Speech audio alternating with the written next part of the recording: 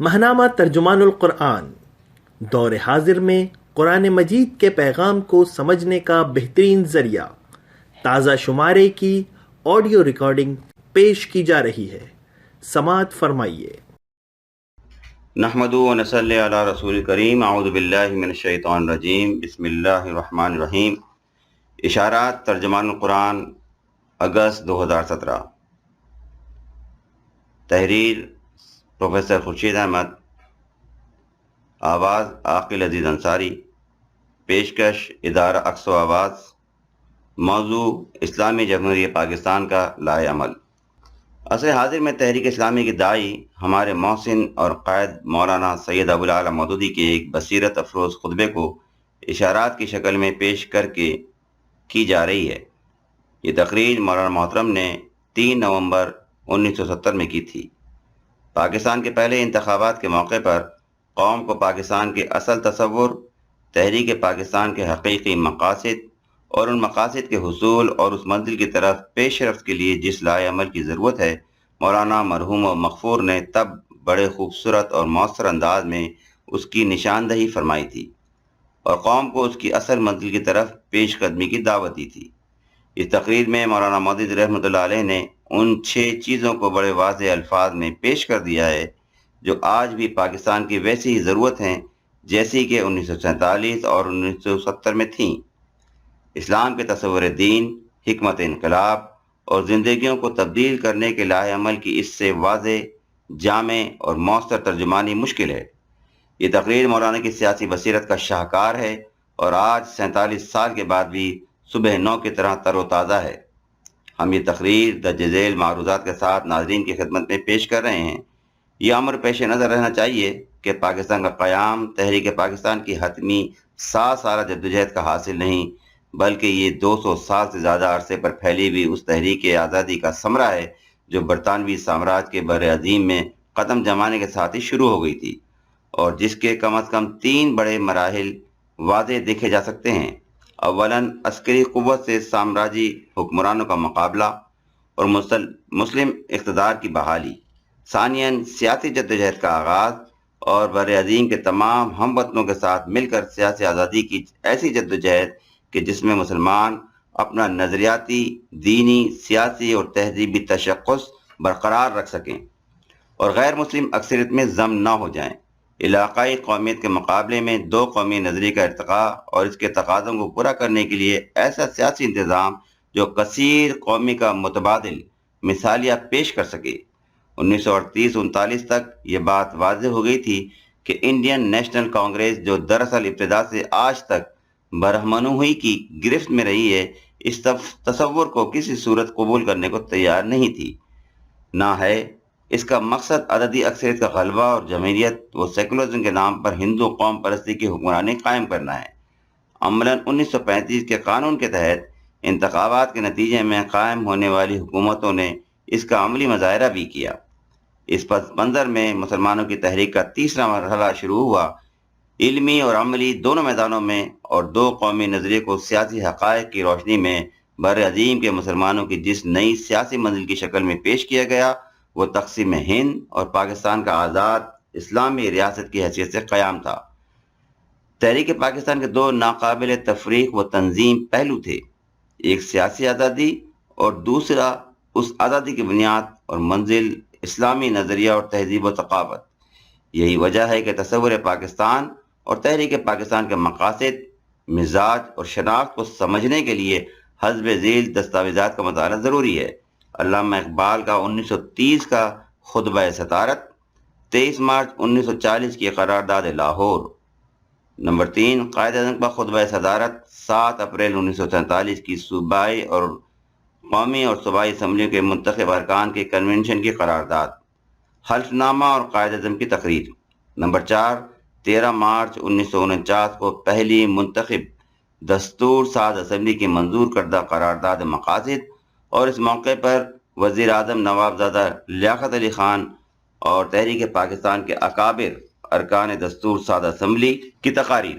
قرارداد مقاصد تحریک پاکستان کی فکری جہد کا خلاصہ ہے اور پاکستان کے دستور کی تمہید اور اس کا حصہ ہے۔ اس پس منظر میں پاکستان کو ایک حقیقی اسلامی جمہوری اور فلاحی ریاست بنانے کے لیے 6 چیزیں ضروری ہیں۔ نمبر 1، پاکستان کے تصور اور اس کی اصل منزل کا صحیح اور مکمل شعور۔ یہ ویژن اور اس کے باب میں مکمل شفافیت اور یکسوئی اولین فرض ہے، اولین ضرورت ہے۔ اسی سے ہماری منزل اور اس تک پہنچنے کے راستے کا تعین ہو سکتا ہے۔ یہ ہماری شناخت ہے اور اسی شناخت کے تحفظ اور ترقی کے لیے آزادی کی جدوجہد کی گئی اور پھر آزادی حاصل کی گئی۔ اس مقصد کے لیے نہ صرف لاکھوں انسانوں کے جان و مال اور آبرو کی قربانی دی گئی، بلکہ بھارت میں رہ جانے والے مسلمانوں نے اسلام اور اپنے مسلمان بھائیوں کی آزادی کی خاطر اپنے آپ کو بھارت میں ہندوؤں کے غلبے میں رہ جانے کی عظیم قربانی دی۔ نمبر 2، آزادی اور خود مختاری کے تحفظ کے لیے علاقے کا حصول ضروری ہے، اور یہی وجہ ہے کہ آزاد قوم اور آزاد علاقے ایک دوسرے کے لیے لازم و ملزوم ہیں۔ ملکی حدود کی حفاظت اور دفاع قومی سلامتی کی پہلی ضرورت ہے۔ دفاع وطن اور دفاع نظریہ، شخصیت اور پہچان ساتھ ساتھ واقع ہوتے ہیں۔ اس کے لیے عسکری قوت کے ساتھ سیاسی، معاشی، مادی اور اخلاقی قوت بھی مقابلے کی قوت کی حیثیت سے ضروری ہے۔ اس میں ضعف ملک کی سلامتی کے لیے خطرے کا باعث ہوتا ہے۔ یہ سیاسی و معاشی استحکام اندرونی امن و امان، بیرونی خطرات سے تحفظ اور آبادی کی ترقی اور خوشحالی کے لیے وسائل کے بھرپور استعمال کا راستہ دکھاتا ہے۔ تیسری ضرورت اس ویژن اور قومی سلامتی اور مفادات کا تحفظ و ترقی ہے۔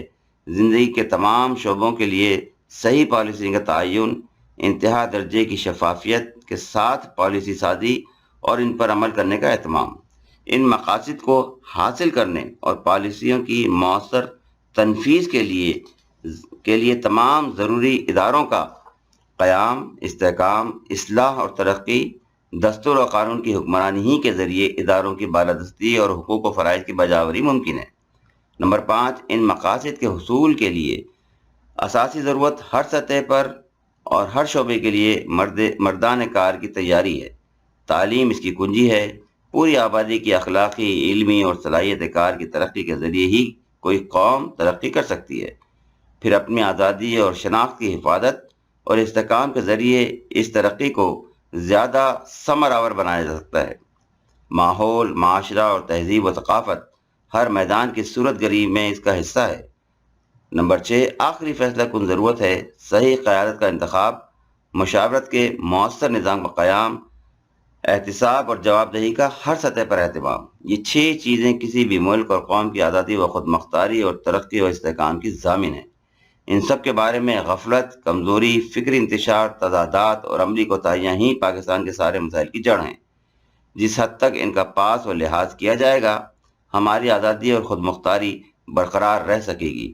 بلا شبہ ان میں سے بعض پہلوؤں پر توجہ کی گئی ہے، جس کی وجہ سے خطرات اور کوتاہیوں کے باوجود ہم اپنا وجود برقرار رکھ سکے ہیں اور کسی حد تک ترقی بھی حاصل کر سکے ہیں۔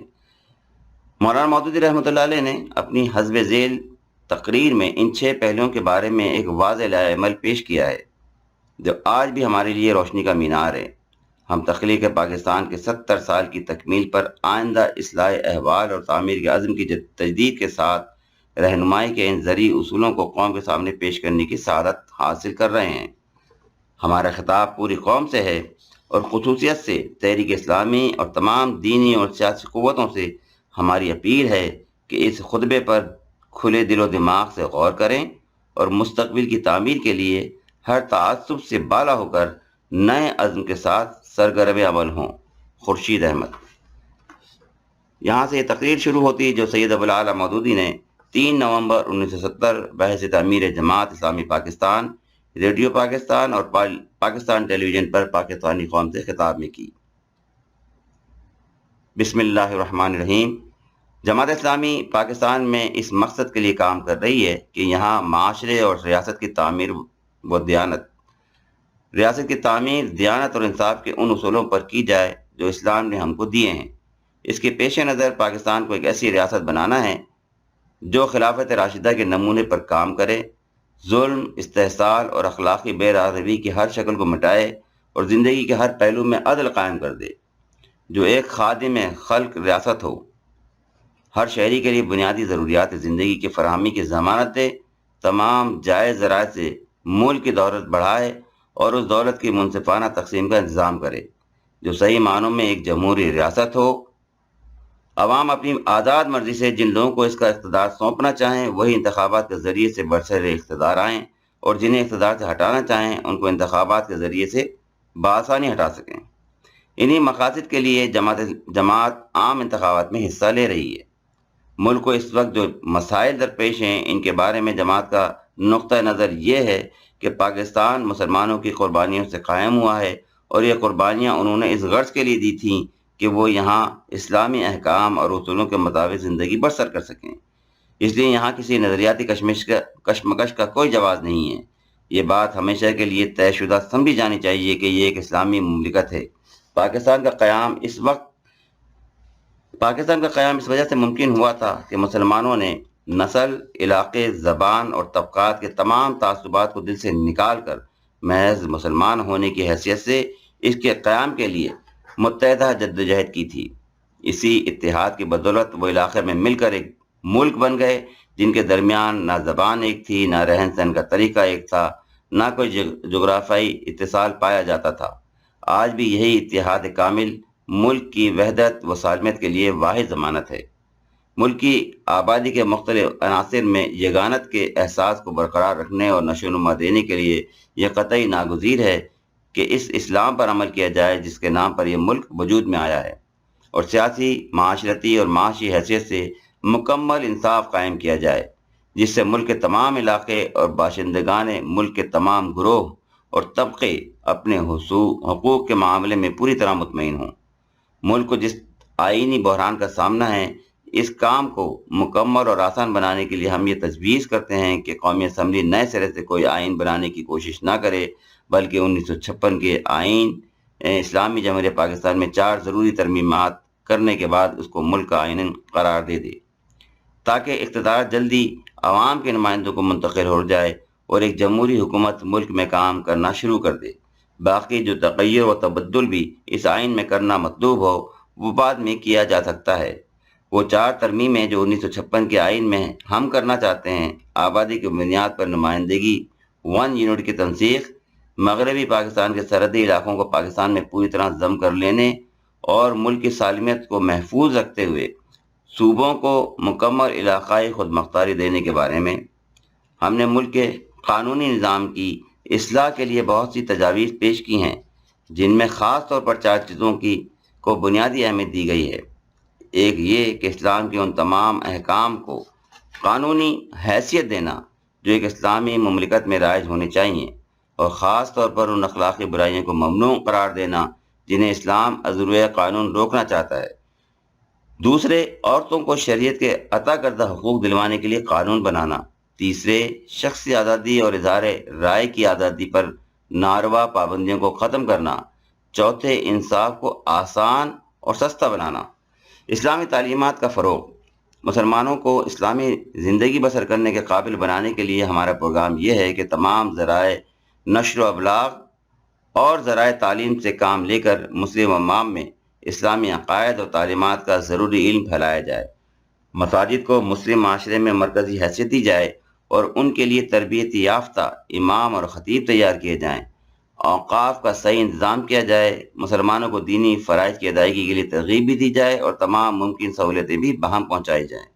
اس کے ساتھ ساتھ ہم نے بحیثیت مجموعی ملک کی اخلاقی اصلاح کے لیے بھی بڑے پیمانے پر کام کرنے کا فیصلہ کیا ہے، تاکہ معاشرے کو برائیوں سے پاک کیا جائے، ان اسباب کو رفع کیا جائے جن سے جرائم اور بد اخلاقیوں کو فروغ نصیب ہوتا ہے، اور عوام میں اتنا اخلاقی شعور پیدا کیا جائے کہ وہ شہریوں کی حیثیت سے خود اپنے فرائض اور ذمہ داریوں کو محسوس کرنے لگیں۔ اسلامی نظام تعلیم۔ معاشرے کی تعمیر میں ہم تعلیم کو بنیادی اہمیت دیتے ہیں، اور اس کی اصلاح کے لیے ہمارے مفصل پروگرام کی نمایاں خصوصیات یہ ہیں: ملک میں اس وقت جو کئی تعلیمی نظام رائج ہیں ان کو بتدریج ختم کر کے ایک ہی نظام تعلیم قائم کیا جائے گا، جس میں تعلیم صرف علوم و فنون پڑھانے تک محدود نہ ہوگی، بلکہ ہر شعبے میں لازمی طور پر اخلاقی تربیت بھی شامل ہوگی، تاکہ معاشرے اور ریاست کے لیے خدا ترس اور فرد شناس کارکن تیار ہو سکے۔ کم سے کم مدت میں ملک سے ناخواندگی کو دور کرنے کی کوشش کی جائے گی۔ ابتدائی تعلیم لازمی اور مفت اور ثانوی تعلیم مفت کر دی جائے گی اور تعلیم کو سستا کیا جائے گا تاکہ کوئی باصلاحیت نوجوان اعلیٰ تعلیم حاصل کرنے سے محروم نہ رہ جائے۔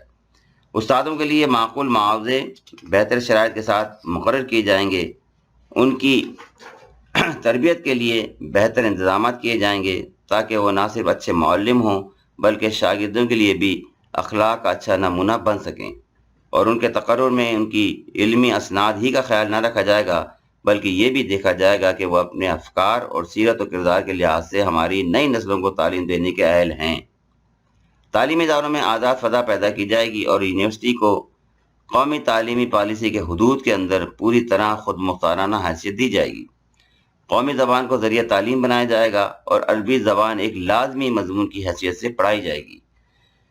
تعلیمی اداروں میں فوجی تربیت کا اہتمام کیا جائے گا تاکہ نوجوان ملک کے دفاع کے لیے تیار ہو سکے۔ انتظامیہ کی تربیت، ہم نے نظم و نسق کی اصلاح کو بھی خاص اہمیت دی ہے کیونکہ ملک کی حالت کو بہتر بنانے کے لیے کوئی اچھے سے اچھا پروگرام بھی کامیاب نہیں ہو سکتا جب تک اس کو چلانے کے لیے ایک دیانتدار، فرض شناس اور عمدہ اہلیت رکھنے والی انتظامیہ موجود نہ ہو۔ اس مقصد کے لیے جو تدابیر ہم نے تجویز کی ہیں ان میں سے چند نمایاں تدبیریں یہ ہیں۔ کوئی سرکاری ملازم جو اپنی جائز مالی حیثیت سے زیادہ بلند معیار زندگی اختیار کرے یا جائیداد پیدا کرے، اس کا بلا تاخیر محاسبہ کیا جائے۔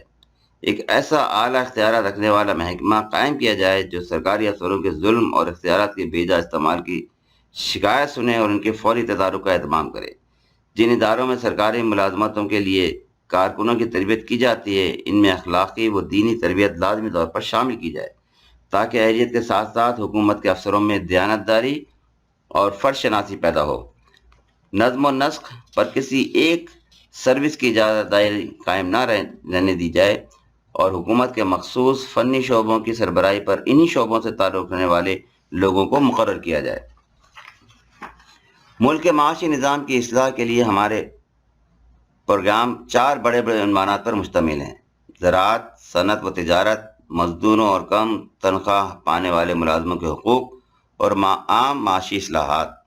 زرعی اصلاحات، زراعت کے معاملے میں جو اہم اصلاح ہم نے تجویز کی ہے وہ یہ ہے کہ جاگیرداروں، خواہ وہ نئی ہوں یا پرانی، ان کو قطعی ختم کر دیا جائے، اور جہاں تک ان زرعی املاک کا تعلق ہے جو انگریزی اقتدار سے پہلے لوگوں کی ملکیت میں چلی آ رہی ہیں، وہ اگر ایک خاص حد سے زائد ہوں تو زائد حصے کو منصفانہ شرح پر خرید لیا جائے۔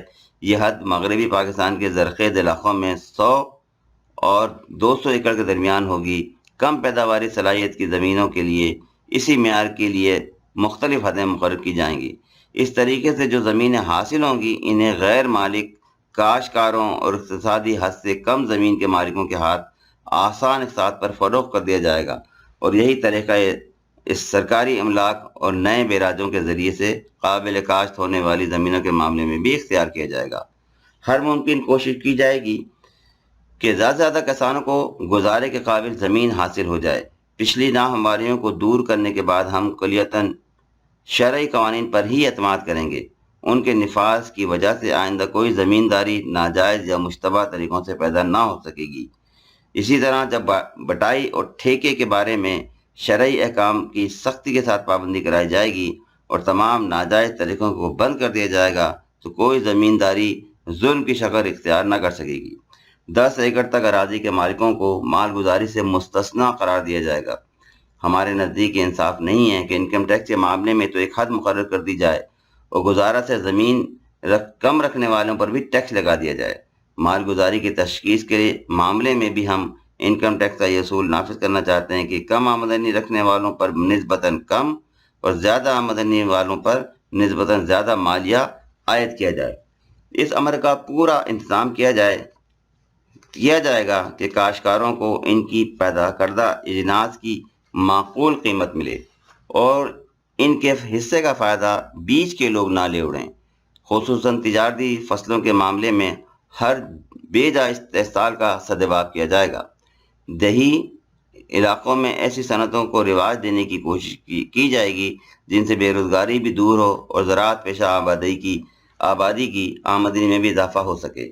صنعت و تجارت کا فروغ، صنعت و تجارت کے معاملے میں دولت کا جو بے تحاشا ارتکاز ہوا ہے، اس کو توڑنے اور مرتکز شدہ دولت کو پھیلانے اور آئندہ ارتکاز کو روکنے اور معاشی زندگی کو اس بیماری سے پوری طرح نجات دلانے کے لیے چند اہم تجاویز یہ ہیں: سود، سٹہ، جوا اور دولت حاصل کرنے کے تمام ان طریقوں کو قانوناً ممنوع قرار دے دیا جائے جن کو شریعت نے حرام کیا ہے۔ بینکنگ اور انشورنس کے پورے نظام کو اسلامی اداروں کے مطابق تبدیل کیا جائے۔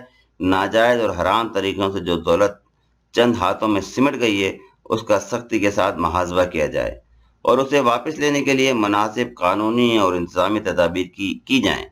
کمپنیوں کی ملکیت میں ایک شخص یا ایک خاندان کے لیے زیادہ سے زیادہ حصوں کی ایک حد مقرر کر دی جائے اور اس سے زائد حصص کو عام فروخت کے لیے کھول دیا جائے۔ مینیجنگ ایجنسی کا طریقہ بند کر دیا جائے۔ بینکوں، انشورنس کمپنیوں، بازار حصص اور سرکاری مالیاتی اداروں پر سے سرمایہ داروں کا تسلط ختم کر دیا جائے۔ صنعتوں، اجارہ داریوں اور کاروباری جتھا بندیوں کو توڑا جائے۔ قرض دینے کی پالیسی تبدیل کی جائے تاکہ چھوٹے اور نئے سرمایہ کاروں کو بھی قرضے مل سکیں۔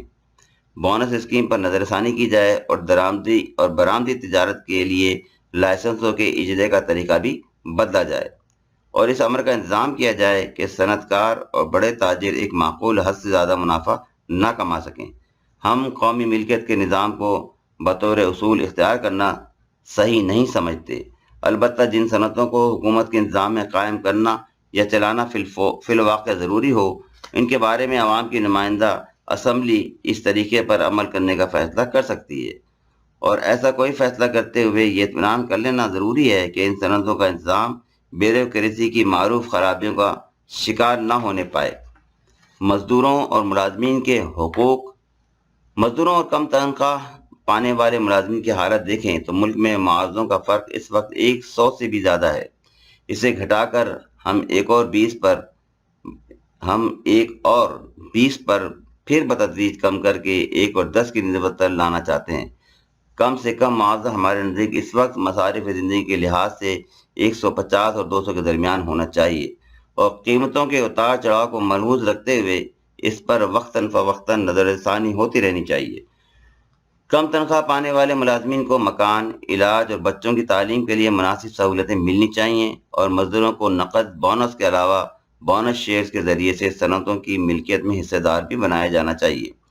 ہم نے یہ مقصد بنیادی طور پر پیش نظر رکھا ہے کہ ہماری معیشت میں صنعت کار اور محنت کار کے درمیان طبقاتی نزاع برپا ہونے کے امکانات باقی نہ رہیں، اور اس کی جگہ انصاف کے اصولوں پر تعاون کا خوشگوار تعلق قائم ہو۔ نظام زکوٰۃ کا نفاذ۔ ملک کی عام معاشی حالت کو درست کرنے کے لیے زکوٰۃ کی تنظیم کو ہم نے اپنے پروگرام میں سب سے مقدم رکھا ہے، جس کے ذریعے سے یہ اہتمام کیا جائے گا کہ پورے ملک میں کوئی شخص اپنی زندگی کی بنیادی ضروریات سے محروم نہ رہنے پائے۔ اس فنڈ میں نہ صرف جمع شدہ رقوم، تجارتی اموال، زرعی پیداوار اور مویشیوں وغیرہ پر فرض زکوٰۃ وصول کی جائے گی، بلکہ عام خیراتی رقوم اور فی سبیل اللہ اعانتیں بھی جمع کی جائیں گی، اور ان سے بوڑھوں، اپاہجوں، معذوروں اور یتیم و غریب بچوں کی کفالت کی جائے گی۔ بے روزگاروں کو روزگار ملنے تک وظائف دیے جائیں گے، غریبوں کا علاج کیا جائے گا، ضرورت مند اور مستحق لوگوں کو قرض حسنہ دیا جائے گا، اور ایسے لوگوں کی مدد کی جائے گی جو تھوڑے سرمایہ سے اپنے پاؤں پر کھڑے ہو سکتے ہوں۔ اس کے علاوہ ہم نے یہ بھی تجویز کیا ہے کہ بالواسطہ ٹیکسوں کو کم اور بلاواسطہ ٹیکسوں کو بڑھایا جائے گا تاکہ عوام پر سے ٹیکس کا بار کم ہو سکے۔ بیرونی قرضوں اور بیرونی سرمایہ پر ملک کے انحصار کو ختم کرنے اور سابق قرضوں سے نجات پانے کی ہر ممکن کوشش کی جائے گی۔ سرکاری خزانے کا مال بے جا مصارف پر صرف کرنے کا سدباب کیا جائے گا، اور رفاہ عامہ کے کاموں اور ان تجارتی کاموں سے حکومت کے انتظام میں چل رہے ہیں بے جا نفع اندوزی کو روک دیا جائے گا۔ قومی صحت کے لیے ہمارا پروگرام 8 تجاویز پر مشتمل ہے، جن میں سستی قیمت پر دواؤں کی فراہمی، علاج کے مصارف میں تخفیف، شفا خانوں اور داعیہ گھروں کی توسیع، وبائی اور متعدی امراض کی روک تھام، شفا خانوں کے عملے کی اخلاقی اصلاح، غذا اور دواؤں میں آمیزش کا سدباب اور وسیع پیمانے پر حفظان صحت کے انتظامات شامل ہیں۔ یہ بھی تجویز کیا گیا ہے کہ ملک میں علاج کی سہولتوں کو عام کرنے کے لیے یونانی طب اور ہومیوپیتھی کے شفا خانے سرکاری سطح پر قائم کیے جائیں۔ ہم نے اسلامی فرقوں کو اس بات کی ضمانت دی ہے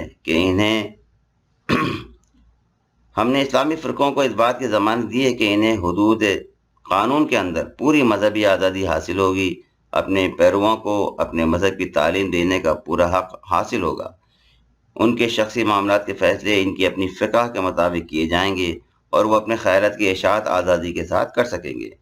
غیر مسلم اقلیتوں کو بھی ہم نے اسی طرح تمام شہری اور قانونی حقوق اور مذہب اور عبادات، تہذیب اور ثقافت اور پرسنل لاء کے تحفظ کی ضمانت دی ہے۔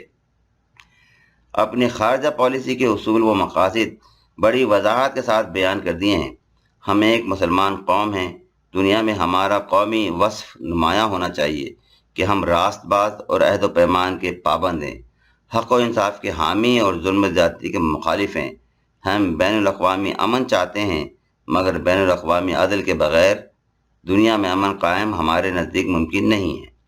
سامراجیت اور استعمار خواہ مغربی ہوں یا مشرقی، ہماری نگاہ میں یکساں قابل مذمت ہیں، اور ہماری ہمدردی ہمیشہ ان مظلوم قوموں کے ساتھ ہوگی جو اس کی شکار ہو، خصوصاً مسلمان جہاں بھی ظلم و ستم کا نشانہ بن رہے ہیں۔ ہم ان کی لازماً حمایت کریں گے، کیونکہ یہ ہماری انسانیت کا تقاضا بھی ہے اور ہمارے دین کا تقاضا بھی ہے۔ ہم دنیا کی تمام قوموں کے ساتھ دوستی چاہتے ہیں، مگر کسی ایسی دوستی کا قائل نہیں ہیں جس سے ہمارے نظریہ حیات یا ہماری آزادی پر آنچ آتی ہو۔ ہماری خارجہ پالیسی آزاد ہوگی۔ دنیا کی بڑی قوموں کے بلاکوں کی کشمکش سے ہم اپنے ملک کو بالکل الگ رکھیں گے۔ کشمیر اور ہندوستانی مسلمانوں کے ساتھ ظلم وہ بنیادی مسائل ہیں جنہیں انصاف کے ساتھ حل کیے بغیر ہمارے نزدیک پاکستان اور بھارت کے تعلقات درست نہیں ہو سکتے۔ مسلم ممالک کے ساتھ ہم قریب ترین برادرانہ تعلقات رکھنا اور بڑھانا چاہتے ہیں۔ ہماری پوری کوشش یہ ہوگی کہ ہم اپنے مشترک مفادات کے لیے ان کے درمیان گہرا تعاون ہو۔ مرکز یا صوبوں میں جہاں بھی جماعت اسلامی کی پارلیمانی پارٹی کو اکثریت حاصل ہوگی، وہ حکومت کی باغ ڈور سنبھال کر ایمانداری کے ساتھ اپنے منشور پر عمل کرنے کی کوشش کرے گی، اور اگر وہ ایسا نہ کر سکے تو حکومت چھوڑ دے گی۔ دوسری کسی پارٹی کے ساتھ مخلوق حکومت وہ صرف اس صورت میں بنائے گی جبکہ اسے توقع ہو کہ اس حکومت میں اپنے اصول اور مقاصد کے مطابق کام کرنا اس کے لیے ممکن ہوگا۔